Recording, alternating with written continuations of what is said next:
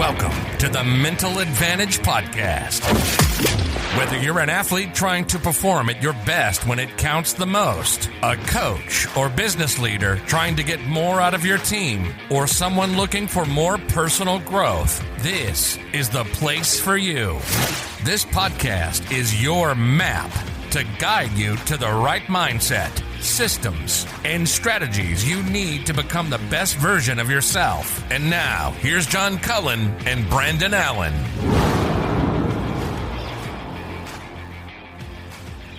All right, welcome to the Mental Advantage Podcast. This is a fantastic day, Brandon. I've been looking forward to this conversation we're going to have today for quite a while now.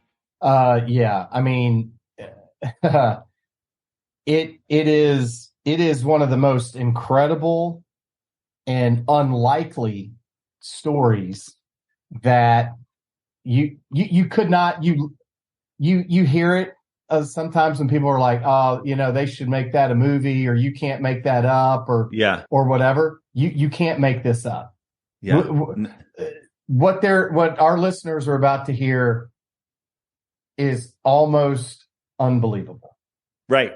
No, and guys, let me tell you something. So we're talking about our guest today, Damon West, who is the author of a few different books, but the two that will be referenced in this podcast today is, of course, The Change Agent, that was written, his first book, How a Former College Quarterback Sentenced to Life in Prison Transformed His World. And then The Coffee Bean, which he talks in the interview about that story. So I'm not going to get too into that, but it's a simple lesson to create positive change. It's just all about being the change you wish to see in the world or wherever your environment is.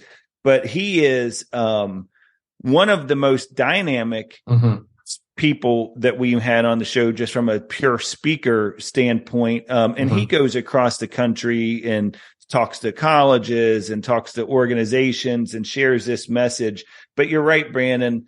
And I want the listeners to know, and do yourself a favor and go get The Change Agent. Absolutely. And really, to be honest with you, I'll even give you permission to do this. If you want to get the book and read the book and then listen to this podcast or whatever, however you want to do it. But the reality of it is, this is 55 minutes, right? There are so many things that are in that book that give you really more depth to the stories. I mean, the story that he tells is amazing, and you're going to be wowed by just everything that happened in the course of his life and how he's, kind of that transformation has happened. But there's so many other layers to it that are like these really dramatic moments in the book that I definitely would encourage you all to go out and get that.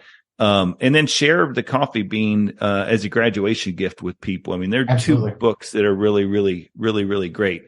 So we actually found out about him through Brian Davidson, who is, of course, the founder of MindView. Yep. So why don't you share with him, Brandon, about the profile? For the listeners that have been, have heard some of our previous episodes more recently, we do have a promo code for MindView. It is a great profile assessment. And I will tell you this, not only with the folks that you get with like Brian, look, Damon's, one of the guys that they use, like, to have the resources available to you through MindView and to be able to take that profile assessment, that captures all those skill sets like the grit and resilience, hope, self-control, motivation. And again, all of this you're getting ready to hear into this episode with Damon. It's great. Cannot recommend going out and taking that MindView assessment anymore. So it's www.mindview, mindvue.com, and hit the button in the upper right-hand corner. Put in our promo code, which is MA20. And you can use that as the promotion code at checkout, and you'll receive a 20% discount. Awesome. And guys, do yourself a favor. DamonWest.org is where you can learn more about the change agent himself. And you're going to get challenged. This is one of those podcasts that you're going to get challenged today. This is not a tiptoeing in situation. He's going to be in your face a little bit and give you some harsh realities, some challenges. And so just be ready, because this is one of those things that I know for a fact that you will leave having listened to this a better person, or at least with a better plan, which is everything that we have always tried to accomplish with this podcast. So without further ado, get that pen and paper ready, because you will use every bit of it, because here is Damon West. Well, Damon, welcome to the Mental Advantage podcast. We are so thankful and blessed that you took the opportunity to come and speak with us today. Guys, thanks a lot for man. First of all, before we can get into how grateful I am to be here, thank you for your grace, man. Yeah, because, right when we were about to hop on the first time, had to take the new puppy to the vet. Y'all were cool about it. Hey, man, Damon, no problem. I appreciate that, man. That kind of grace, you don't see that all the time anymore, man. And I think we need to get back to that in society. Yeah, we do. We need more grace, man. So no question. Your grace. Yeah, absolutely. And look, I think this kind of is a nice segue into our conversation today, because life's all about adjustments, right? It's all about kind of just adapting to whatever the situation is, and you have to be ready for that. And speaking of that, one of the things that I wanted the listeners to understand is that Brandon and I speak on, mental performance, that sports psychology piece of things a lot. And we bring on guests that are a lot about mindset and stuff. And they've heard grit and resilience and perseverance and hope and redemption thrown around here for quite a while now. But I got to tell you, Damon, there is no story that I think illustrates all of these things in one story. And I will guarantee you the listeners have not heard a story like this on this podcast. And I'll guarantee you they, haven't. I would challenge them to have heard one in their own lives. But because I think your story is remarkable. Before we get there, I want to start with a question that actually your dad gave me this question, because it was in the article that he had written. So Damon's dad's a longtime sports writer for a newspaper in Port Arthur, Texas.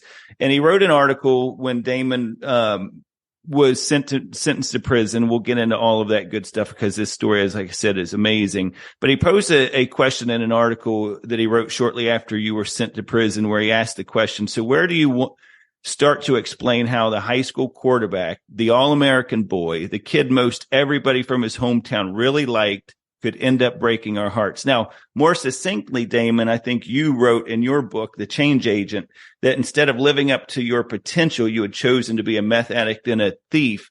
And I think that's probably right. The best starting point is let's just go back there and just get right into it. How did you get there?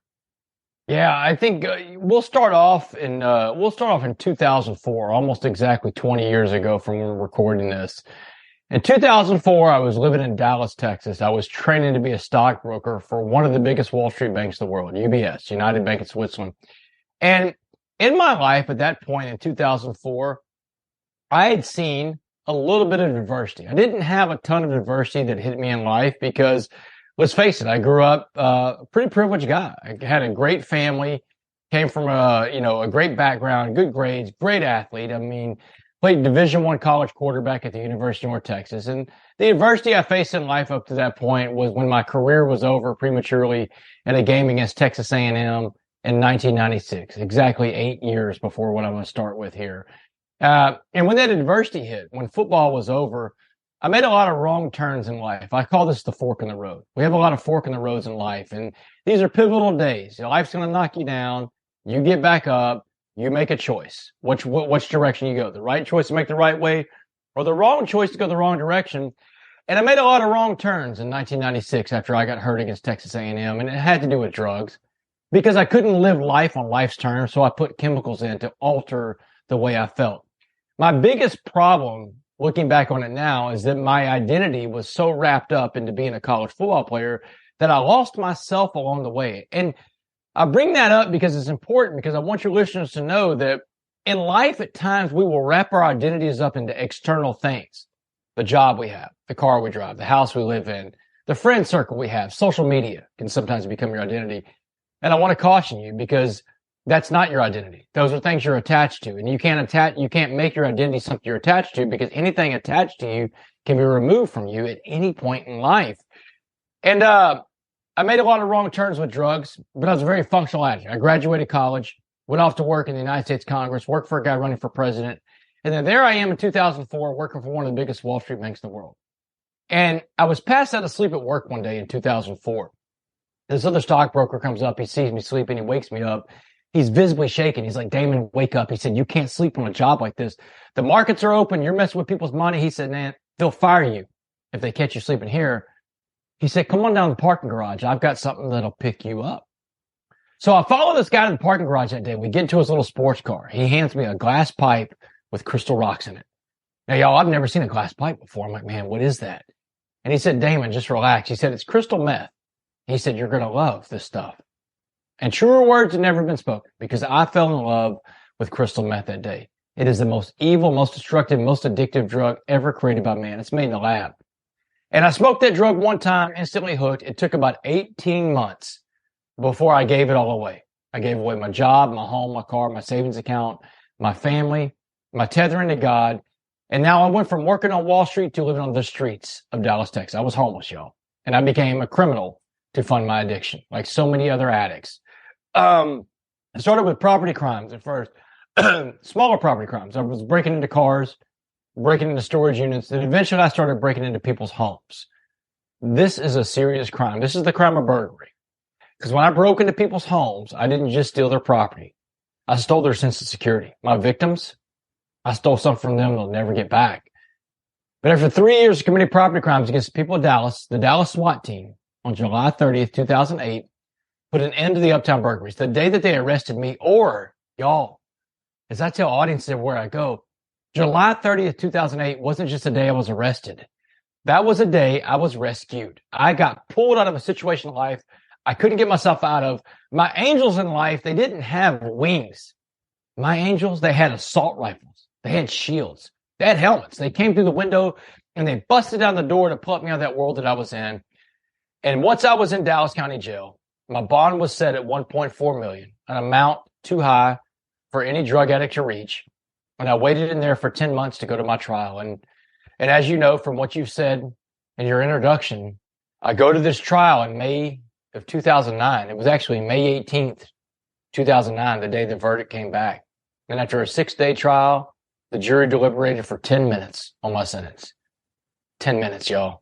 That means they knew what they were going to hit me with. And I knew it was a bad sign because I mean, I've watched Law and Order, right? I know what 10 minutes means, right? They bring me back into the courtroom and the judge reads the sentence out loud. Damon Joseph West, you are hereby sentenced to 65 years in the Texas Department of Criminal Justice. Guys, 65 years in Texas is a life sentence. The jury gave me life that day.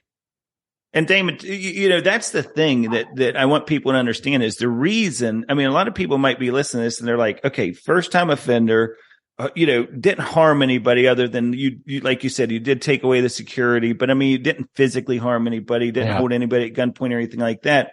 I think a lot of people would hear that and say, wow, life in prison. But here's two realities. One is I guess it was your assistant legal representation comes in and tells you while you're waiting, eating that bologna sandwiches, they came back. The only question they asked was, can we give him life without parole? So that would have been a game changer in and of itself.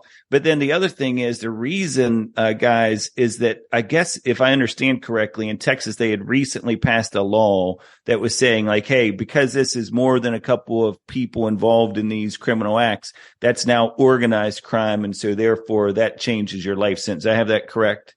Yeah, that's it. That's called the law of parties. You have that absolutely correct. The law of parties says that when two or more people are involved in a crime spree, that it can be charged as organized crime. And the organized crime statute is, every state has one. This is Texas's version of what's known federally as the RICO Act. RICO, yeah. And RICO was created to take down the mob.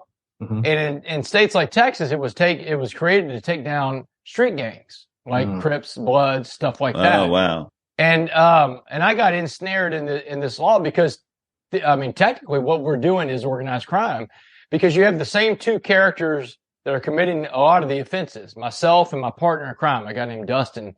And you can rotate out the third person with 30 different third persons. It can be the guy you fence stuff off to. It could be a dope dealer. It can be somebody else that went on a burglary with you one time.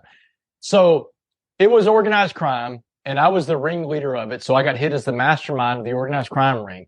You know, people throw around mastermind groups these days a lot. But, man, that mastermind group that I was a part of was a bad kind of mastermind. I mean, because, you know, and I was the leader of the whole group. There's no doubt about that. They had me right. They had me dead to rights. And the evidence of my guilt was overwhelming. And you're absolutely correct. I never hurt anybody. No one was ever home during these burglaries. No one was ever home. Never saw my victims. They never saw me. No one was physically hurt. No weapons were ever used. These are property crimes around meth.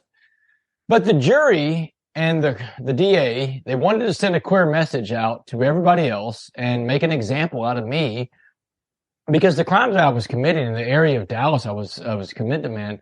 I mean, it had a very negative impact. It changed the real estate market. Right. I mean, people didn't feel safe anymore in Uptown Dallas. And Uptown Dallas, with these burglaries going on, they called them the Uptown burglaries. They called me the Uptown burglar. Uptown burglar, yeah. Yeah. So these Uptown burglaries, I mean, Uptown's one of the nicest parts of Dallas. And when you're creating an environment where people don't want to live in the nicest part of Dallas, I mean, you're gonna find a lot of people wanting to make sure that you understand what it is you did wrong, and that everybody else watching more so understands. Don't come here to commit crimes. Well, and I tell you, there are some really key pivotal exchanges between you and your mom and your family right before you go into prison, and I want to get to, and then of course all the great stuff in prison. But I want to say something to you, because you know, one of the things that in reading that book, and guys, go out, The Change Agent. I'm telling you right now, read it, read The Coffee Bean. There's so many good things we'll get into. But, one of the things that struck me is that you titled in the prologue in The Change Agent is Rock Bottom.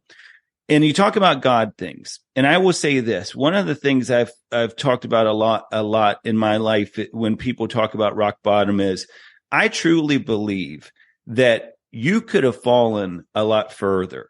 Like the rock bottom, that feeling that we all get when we feel like that thud, like we've hit on this decline or whatever. I'm a big believer that's just God catching us. That's not rock bottom. Yeah. Rock bottom could have gone so much further down. You think about the path you were on, how much worse things could have gotten. But that rock bottom for you in that moment, I truly believe, just as you said, that those angels coming in the form of a SWAT team, but that rock bottom is God catching you saying, no, I've got other plans or whatever. So talk to us a little bit, speaking of God, because your mother is just an absolute rock star. I love her. She reminds me so much of my mom. But talk to us a little bit about that period. Now you've been sentenced, you're getting ready to go into jail, some of those commitments and promises that you made to your family and what they asked of you. Yeah, my mom, it's a little side off conversation right after the trial was over. I mean, I just got hit with a life sentence, and they're getting ready to take me back to my pod in Dallas County Jail. But they give my parents one last visit with me before I go to prison. They feel sorry for my parents because I just got life. Now, my mom and my dad come in. I'm behind this bulletproof glass. My mom and my dad come in. My dad is in stunned disbelief that his son, who once had all this promise in life, and you read his article, you know his feelings in his heart when he wrote about it. He's stunned that his son, who once had all this promise in life, just received a life sentence in prison. So my mom, that strong-willed woman, that nurse, she did all the talking that day. And she said, you know, baby, she said, debts in life demand to be paid, and you just got hit with one hell of a bill from the state of Texas. She said, but you did everything they said you did, so you got to go and pay those debts to society. Because she said, you owe Texas that debt. But you owe your father and I a debt too. We gave you all the opportunities, love, and support to be anything you want to be in life. And that is how you just repaid us? It's not going to work. And she reminds me, you were raised right in a town called Port Arthur, Texas, a giant melting pot of a city. And Port Arthur, where I grew up, guys, Port Arthur, it was a giant melting pot of a city. I grew up being one of the only white kids at slumber parties, birthday parties, sports, you name it. My dad's sports career starts out in, 1971. He's the first sports writer to put a black athlete on the front page of a sports page in Port Arthur, Texas. And so my mother's reminding me about where I came from and how I was raised. And that's when she tells me, she says, you will not get in one of these white hate groups, one of these Aryan Brotherhood type of gangs, because you're scared because you're the minority in there.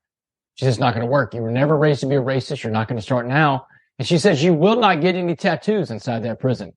And she's telling me, this is the debt you're going to pay to us. You go pay Texas is debt, but this is the debt you pay to us. She said, you come back as the man we raised, or don't come back to us at all. And man, guys, I'm stunned. I'm floored because my mom is just telling me that I've got to do what I think at the time is impossible. And I'm going to tell you why I think it's impossible. Because everything I'm viewing at that moment in time in my life, I view through this lens called fear. And fear, man. Anything you view through the lens of fear, it's going to give you a distorted image, because fear is a liar, man.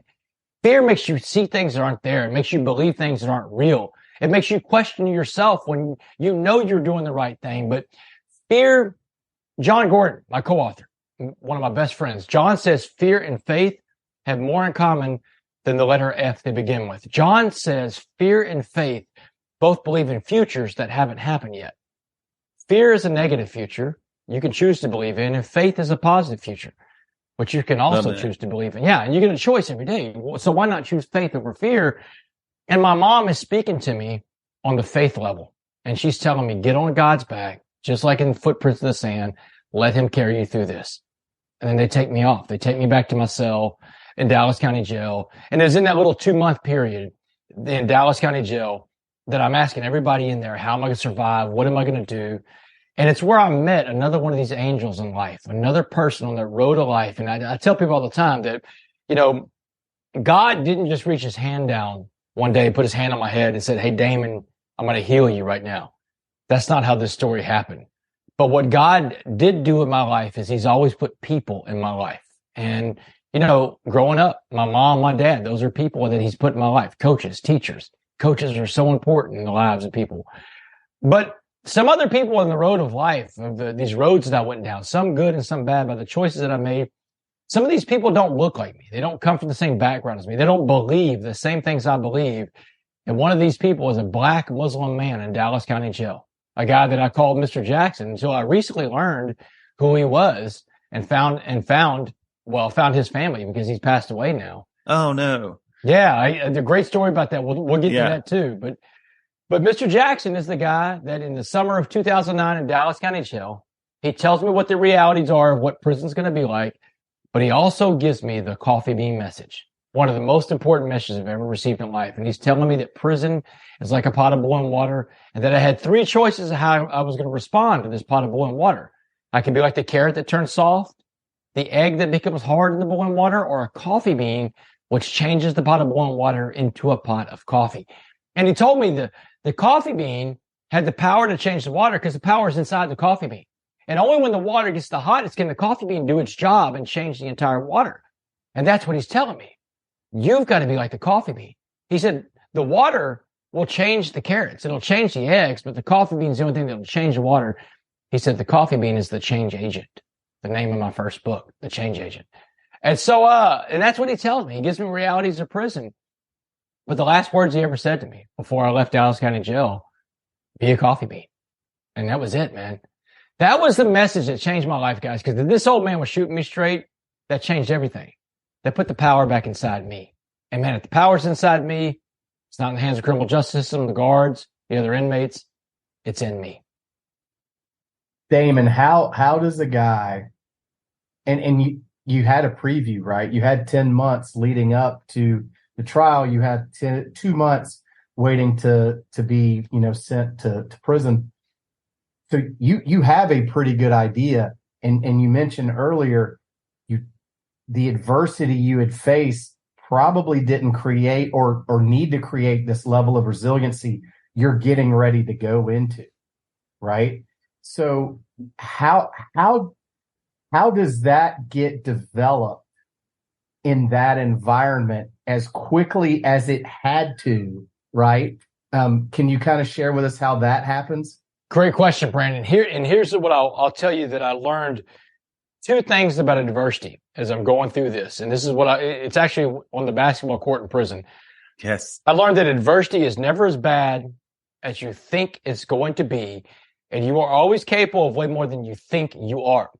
But I see so often in life, and I've seen it in my own life, that human beings, we can allow overthinking to get in the way of overcoming. And that's what I had to shut off. I had to shut off this thinking about things that hadn't happened, living in fear. And Jackson told me, he said, man, he said, you don't have to win all your fights, but you do have to fight all your fights. It's one of the best lessons I've ever learned. Because he said, some days you're going to win and some days you're going to lose. He said, don't worry about your wins and losses. No one cares about those. But everybody's watching to see, is he going to defend himself? Is he going to get back up? And he said, just get back up and keep fighting. And it's true in life, guys, because no one counts your wins and losses. No one but you. You remember these things. No one else counts those. But everybody's watching to see, does he or she get back up when the adversity hits? And it's something, y'all, I had to learn on the fly, because it's kind of like building a plane while you're flying it. And I'm going to walk into this world that he's explained to me what this world is going to be like. But even with his explanation, walking into this place, it was 10 times worse than what he had described, and it was hard. But I'm telling you something, guys. When I surrendered this idea of control, and the day of my trial, I come back to my pod. I go in the shower. I turn the water on. The shower is the only place you can cry inside a jail or prison, because nobody can tell you're crying inside the shower. And I just cried out to Christ. I was like, hey, I can't do this, and I'm sorry. I don't know what to do at this point. Will you take me back? And I mean, you know how it is, guys. It's immediate, man. And Christ is like, man, get on my back, man. Let's go. I got you. And now I'm pedaling back in that faith again. I'm going back to that faith thing that I lost so much of along the way that I gave away. I gave away my faith. I gave everything away for drugs, y'all. But now I'm getting back to that. And I've got to have faith that, God is going to pull me through what I'm about to go into. And that's really the component you need. You have to have faith. Well, and look, in another beautiful story from prison, it isn't amazing that I use that terminology, but it's true. There's so many beautiful stories that you had that were a result of your being locked up. But one of the ones that you talk about, that faith, is understand as a listener, sometimes that faith is still going to get challenged. It's just because you make that conscious decision to say, hey, I'm getting on God's back. It's still, we go through these moments of low points. And you had one with Miss Doucette, where you were in your lowest moment. You went to church that day, and Miss Doucette is one of the ministries, one of the prison ministers there. And you're at your lowest point, and you can't let people see you crying, like you just mentioned, in prison, but you were broken, man. I mean, you talk in the book where this is like, you're wondering really if this is even something you can continue to do, like in general.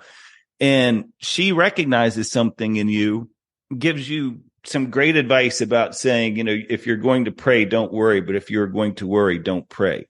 And I just thought that was such a powerful statement at the right time. Again, another God thing, another time in your sentencing where you needed somebody to step up. So I think that's a really cool thing. The other thing I wanted you to talk about, briefly, speaking of that basketball thing, because I think this is a really powerful story, is about the Black Bandit. When you had to make this, like, really probably for the first time. I mean, it's different. You were saying that, you had to, like Mr. Jackson said, you have to fight all your fights no matter what. But in this particular one, Damon, this is a little bit different, right? This was one of those that, because of that desire to play basketball and your persistence, and all of a sudden now all of that resiliency may, end up costing your life, literally, in prison. But I want you to talk, if you could, about the Black Bandit, and then also some of the lessons you learned from that. But specifically, why I love that story about the Black Bandit is we talk about all in and just that total commitment of, like, I'm just going to go for this, and I sent Brandon a thing here recently where Tim Grover, who I guess was like one of Kobe's like mental performance guys, shared a story of when Kobe Bryant had lost like game 6 in one of his championship series. And he tells Tim the next day, he said, I don't know what happened. He said, I ended up, I said, I gave him everything but the kitchen sink. And Tim Grover looks at Kobe and said, why'd you save the sink? Yeah. And it's like true. It's like, you think you're all in, but you're not all in. So if you could just share that experience there with that you had in prison. Yeah. So we have to go back to the basketball court. So Ms. D has this conversation with me 6 weeks into prison. And my plan is to kill myself and done, because the guys are trying to break me in there. And Jackson told me prison was all about race. The dude was spot on. I mean, everything in prison is divided by the color of your skin. And, he told me you're going to fight the white gangs first. Then after that, you'll fight the black gangs, and then you'll earn the right to walk alone. And so it happened just like that. I go in there first because I'm a white guy. The white gangs come first. It took me 2 weeks of fighting the white gangs off, losing most of my fights. Now I'm fighting the black gangs, and sometimes more than one at a time. And I'm losing most of those fights. I probably got in 36 fights the first 2 months of prison, and I lost 75% of my fights. And Brandon, back to your point, man, imagine a world where you live in, where every day you open your front door and violence is waiting for you when you walk out, but you got to face that violence and you got to go. And the chances of you losing are pretty high. And every now and then you win one, but you know the truth. You don't have to win your fights. You got to fight your fights. So 6 weeks into prison, I've taken suicide off the table because of Miss D telling me if you're going to pray, don't worry. If you're going to worry, don't pray. And I went back and I prayed. And what came to me was to go out there and use my athletic ability to earn some respect. Now, here's the catch. God blessed me to be a tremendous athlete in life, a Division I college starting quarterback. Obviously, I'm a very good athlete. But to use my athletic ability means I have to go to the rec yard. And the rec yard is the most segregated place I've ever seen in my life. On the Life Sentence building, every sport was segregated by the color of your skin. I mean, the sand volleyball court, whites and Hispanics only, no blacks allowed. Handball court, all the races can play handball. But if you want to play doubles and partner up with somebody, your partner in handball has to be the same skin color as you. The weight stack, same thing, just like you see in prison movies, man. Yeah. Everybody wants to push iron in prison, and that's cool. All the races can lift weights. But if you want someone to spot you, someone to work out with you, your partner, your spotter, got to be the same skin color as you. You can't mix the races. So that Monday morning, I've steeled my resolve. I've prayed about it. So I know where I'm going. I'm going out to the rec yard to earn some respect playing sports. I'm fighting the black gangs at this point. So I head straight to the basketball court where the blacks run the basketball court and no white boys are allowed. But remember, I grew up in a very racially divided town. I mean, a racially diverse town. I grew up being one of the only white guys. I've been the only white guy in the basketball court several times. But the thing is, no white guys are allowed in these basketball games. But I found a way in. I got myself into a basketball game and it didn't just last one day. It lasted 6 days out there. 6 days of just brutal basketball with no rules, no referees, no fouls, no guard to save you. But after a week of playing basketball with those guys, they told me to earn my right to exist. I didn't have to worry about the blacks the rest of the time I was in prison. And if only that were true, that would have been great because 2 weeks after that, I'm coming off the rec yard playing basketball. I just got done playing basketball with my new friends, coming off the rec yard, and my cellmate, a little guy named Carlos, man. Carlos is a little bank robber from San Antonio, serving 99 years. And so Carlos pulls me aside in the day room. He says, listen, man, I got to tell you something. When you go to the shower today, Blackjack, well, I call him the Black Bandit in the book, but Blackjack is dead now, so we can use his real name. He's dead. Okay. So, yeah. I'll tell you how he died. A little good story about that. So, Blackjack, he's telling me, he's like, Blackjack is waiting for you in the shower. He said he's in there, he's waiting for you to rape you. Now, I know who Blackjack is. He's the biggest rapist on the block. I mean, he's about 6'4", 260, big black guy, loves to rape white guys. He does it with a knife, and he's HIV positive. He is death in several forms. And man, I am just frozen. I'm paralyzed with fear. I'm like, well, okay, Carlos. So that means I'm not going to shower today. Thanks for the information, you know? Yeah. And Carlos was like, you're an idiot. You have to go to that shower today. He said, because what's going to happen is, he said, if Blackjack doesn't rape you, he's raping someone else today, and that's going to be on you too. Now your problem's just gotten worse. He said, you're on the track and the train is coming. He said, what are you prepared to do? And I'm like, Carlos, man, he's got a knife. I don't have a knife. Man, Carlos whips a knife out of his pants. This thing is about this. I don't even know. He's a little bitty guy too. I don't know where he's hiding this thing. So he pulls this knife out. He puts his knife in my hands, and I'm holding this blade, man. And a blade in prison is just a piece of steel. It's been sharpened down to a razor's edge on one side. It's got it's got tape for a handle, just like you see in the movies. Movies do a good job of depicting shanks. So he hands me this blade. I'm holding it in my hand. I give it back to him. I'm like, Carlos, I've never fought with a knife before. This guy's been doing this for 20 years with a knife. He's going to slice me to pieces. There's got to be another weapon, another way. He said, there is. So he said, meet me up in the cell. We're cellmates. So I go up to 45 cell where I'm waiting for my cellmate, Carlos. And Carlos comes back after about 5 minutes, and he's got some tools in his hand. Now, in the Texas prison system, there's no air conditioning, no AC. It's hot, man. It's hot in Texas prisons. What we do have, though, instead of an air conditioner, we have these little bitty fans that are supposed to keep us cool. So Carlos goes and he starts taking my fan apart. He cuts the fan motor out of the fan. This is a 5-pound block of just metal and wires. And he drops it in this little mesh commissary bag, the bags that we take when we go to the store. And he's swinging the bag in the cell. He said, this is your weapon today. And I recognize what it is because I used to play Dungeons and Dragons as a kid. Right. That is a ball and chain flail. That's a medieval weapon, man. And he's swinging this thing in the cell. He said, do exactly what I tell you to do with this weapon. So he's telling me, he said, man, it's a single man shower. So he's telling me, go in there, turn the shower water on real hot, get it hot in there and get it steamy so he can't see well, and get off in the little change area that's right when you walk in. The change area is off to the right side, a real small little area. He said, get your back against the wall and wait. And when he pops his head through that door, hit him in the head as hard as you can with this fan motor. Now he's telling me, he said, the first shot you hit him with, it's just going to stun him. He said, but when you stun him, get on the ground and you beat him and bash his head in until you see his brains coming out of his head. He's telling me, don't stop swinging until you see the gray matter of his brains coming out of his head. And he told me, he said, you're either going to have to kill this guy today, or he said, you'll never leave prison alive. He said, because you're either going to kill this guy today and they'll give you another life sentence, or he's going to do something to you that you're going to wish you were dead. And he's going to probably kill you too. So he said, either way, you're never leaving prison alive. So y'all, I take the weapon, I go to the shower, I do exactly what Carlos says, and I wait maybe 2 minutes, man. He pops his head through the door. I reach back and I swing this thing as hard as I can, and he raises up at the last second. And I pop him right in the chest. I mean, it's a loud, sickening thud, shoots out of the shower, drops the knife on the ground, and I'm bashing this guy with his fan. I can't get to his head because his head covered up. I throw the bag down and I start kicking him, and I'm trying to kick his hands off his head. About that time, 2 of his gang brothers have flown up the stairs already. He's a Mandingo warrior. They see what's going on, that I got the upper hand of this guy, and they fly up the stairs. These are 2 guys I play basketball with, by the way. They get up there and they're like, hey, West, don't lay another hand on him. He said, if you hit him again, we've got to kill you. And one of the ways they can kill you in prison is we're up on the 3rd tier. We're about 40 feet in the air. They'll just pick you up and throw you off the run, just screaming and flying. And I'm trying to explain to them, I'm like, man, this guy just tried to rape me. And they're like, dude, he's a rapist. That's what he does. But he's our brother. You can't just kill our brother. You can't hurt our brother while he's on the ground. Beat your feet, West. Go. So I grab my bag. I go to the cell. I throw the bag down. I get on the floor and I start crying like a baby, y'all. My adrenaline is just burning off. And I'm just so like, I cannot believe that almost just happened because I'm ready to kill a guy. I'm ready to take his life. And I passed out.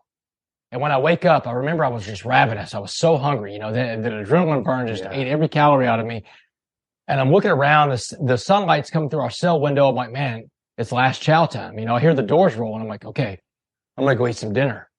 But I realized it wasn't last chow. It was breakfast. I mean, it was like early in the morning. What? Yeah, I mean, because I'd passed out for 12 hours, y'all. I was out, man, just adrenaline burn. And I look around. I see the bag over there on the side. It's got a lot of blood on it, too. I'm like, oh, man, I start looking to see if I'm cut. No blood on me. That's his blood.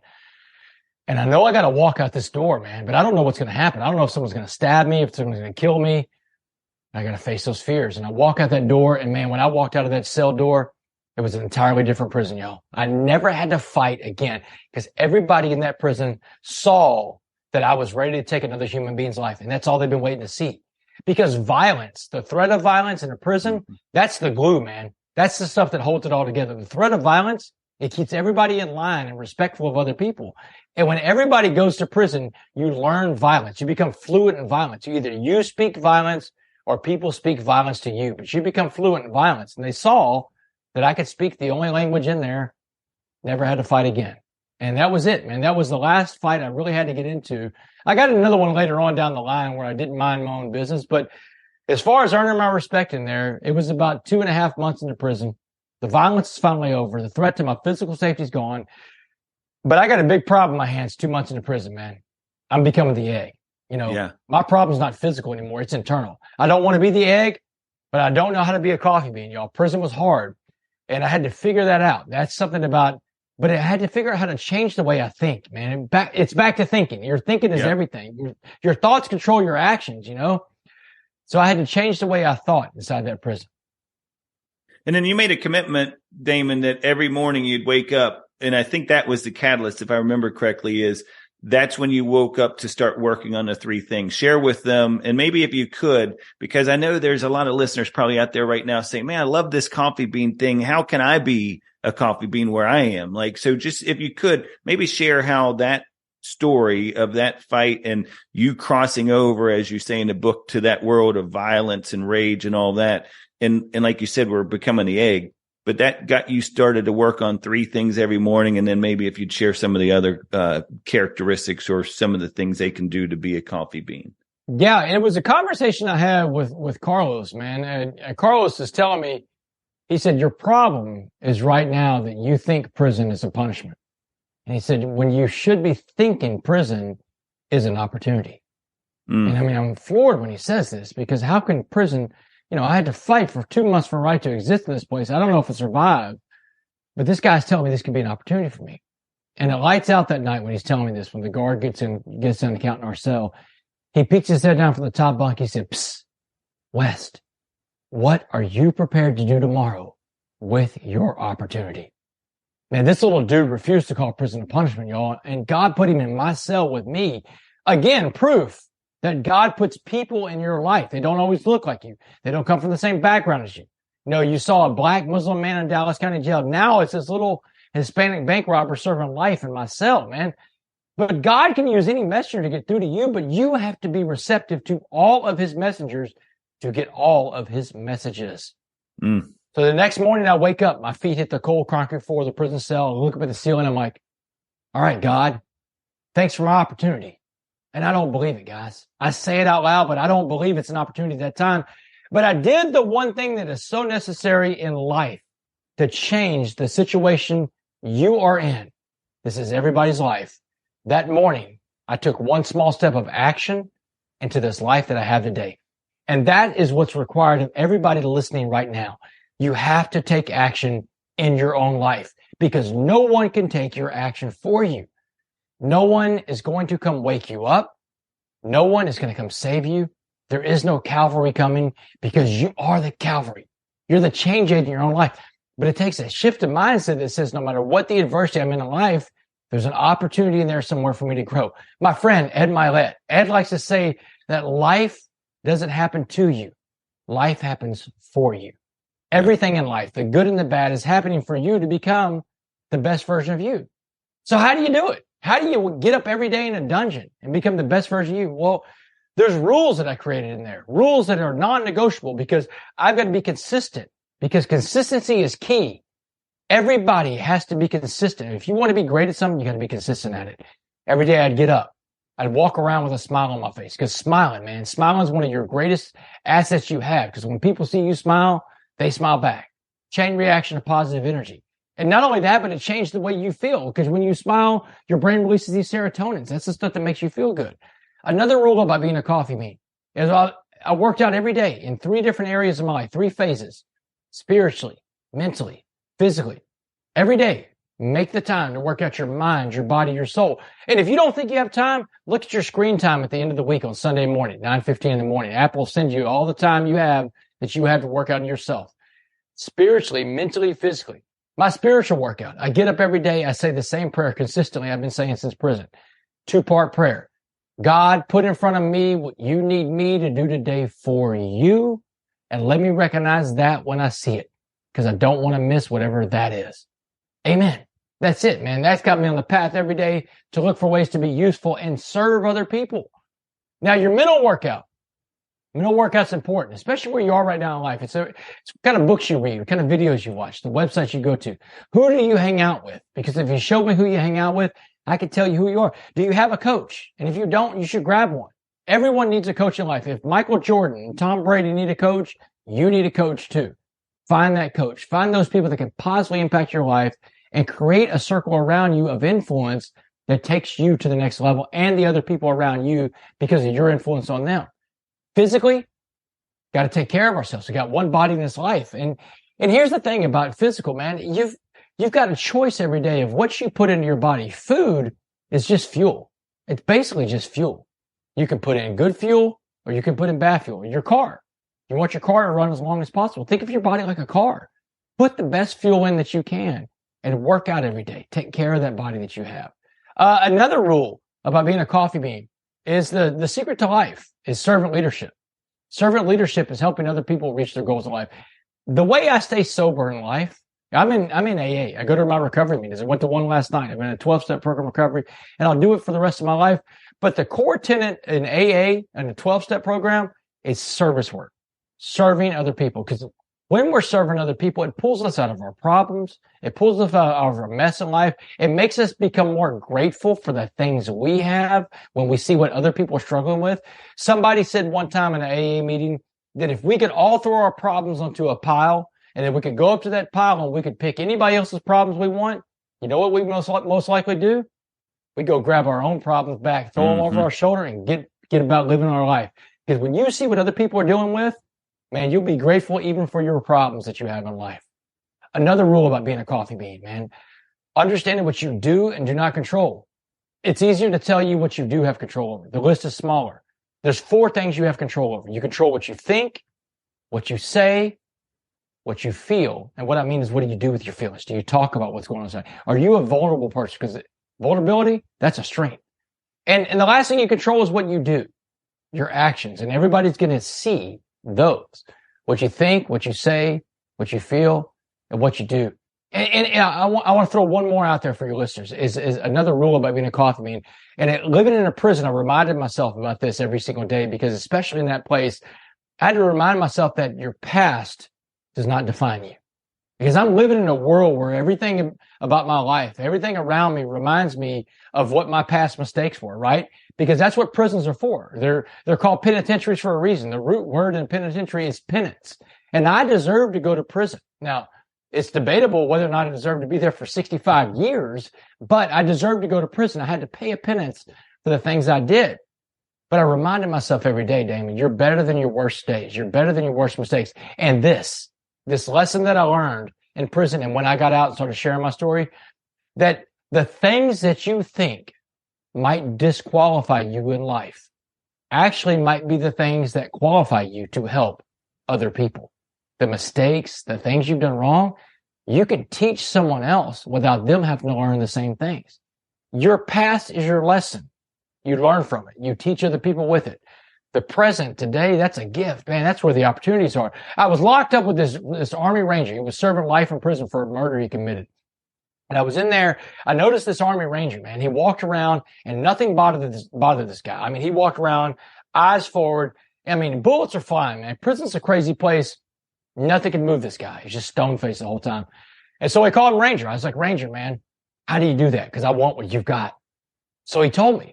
He said, when I was in Ranger school, I learned about living in the moment. He said, you have to learn how to live in the moment. He said, the guys that are around you that look like they're losing their minds, they're doing that because they don't live in the moment. They don't live here in prison right now. They're thinking about something going on in the free world out there, or if they get out one day, or what their case is going to do out there. Can they appeal their case and overturn it? He goes, man, I live in prison. And every morning when I get up inside this prison, the first thing on my mind is getting to chow hall and back for breakfast.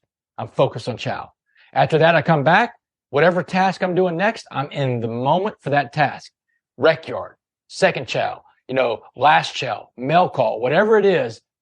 He said, because 2 things are going to happen every single day, that if you're in the moment, you're going to capture these 2 things. One is obstacles. He said, you're going to have obstacles that come in front of you. And if you're in the moment, you can sidestep an obstacle in the moment. You can step over the obstacle in a moment. And he points at me, because when I first got to prison, y'all, I was 65 pounds overweight. I sat around Dallas County Jail and ate everything in sight. Coming off that meth, man, my appetite was raging. I wasn't physically active. All this fighting that I'm doing it out of shape and overweight. He points at me. He said, look at yourself. You look terrible. He said, your body wasn't made to look like that. But he said, you didn't live in the moment. You didn't catch the weight gain when it started happening. Because if you'd have done that, you just start watching what you're putting in. You start exercising more. Now you've got a wall that you've got to climb over, because that little bitty obstacle became a wall.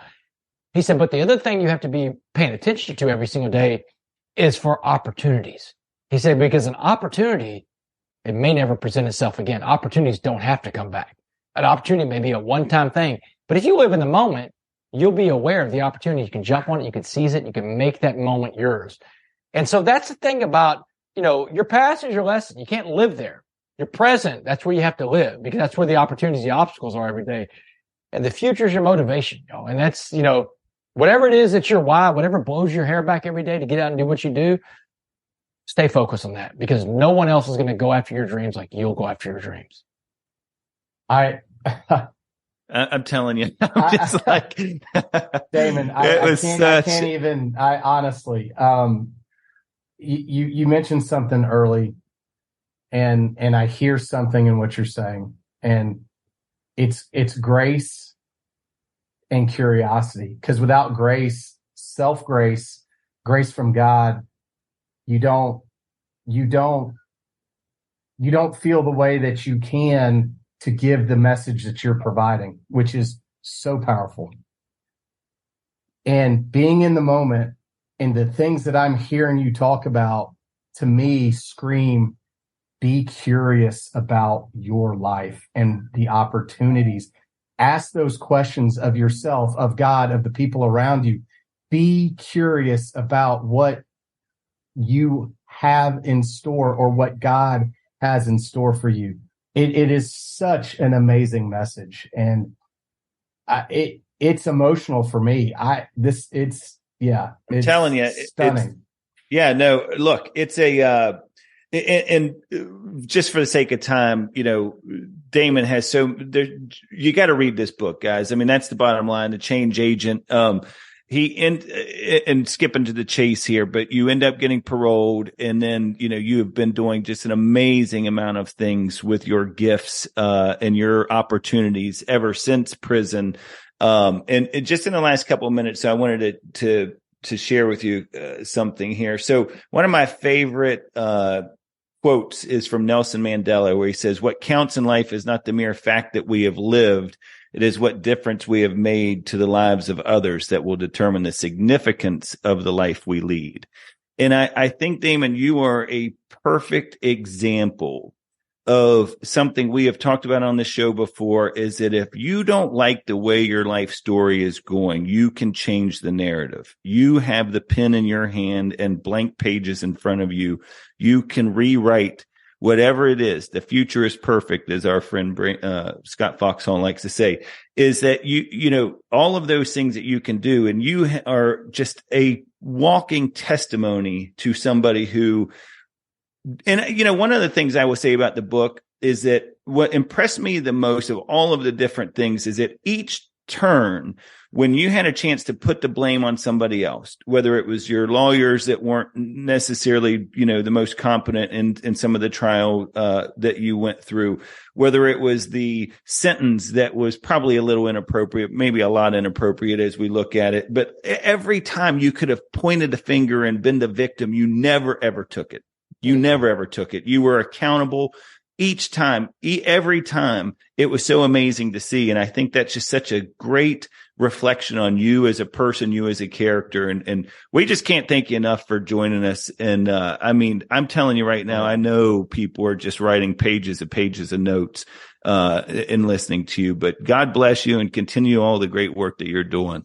Brandon, John, thanks a lot, guys. And we started this on grace. Let's end it on grace. And Brandon, you talked about it again. I'm going to tell you why I think grace is so hard. Here's why. Grace always costs the person giving it more than it costs the person who receives it. Grace is a very hard thing in life. But, here's the deal. We all want grace. We want to be forgiven for the things we do in life. This is what happens, If you want to be forgiven for all the things you've done, then you have to be prepared to forgive everybody else for everything they've done to you, especially the people that haven't asked for it. And I'm going to tell you why. Because on the other side of forgiveness is resentment. That's on the opposite side of that. And those resentments, that's the stuff that holds us back in life. That's the boulders we try to carry around from one day to another. This resentments that we have against other people, placing things, let them go. Drop it. Let it go and watch your life take off. Guys, thanks a lot for the opportunity today. Thanks for letting me share it with your audience. And thank you for your grace and your time, brothers. Awesome. Thank you so much, Damon.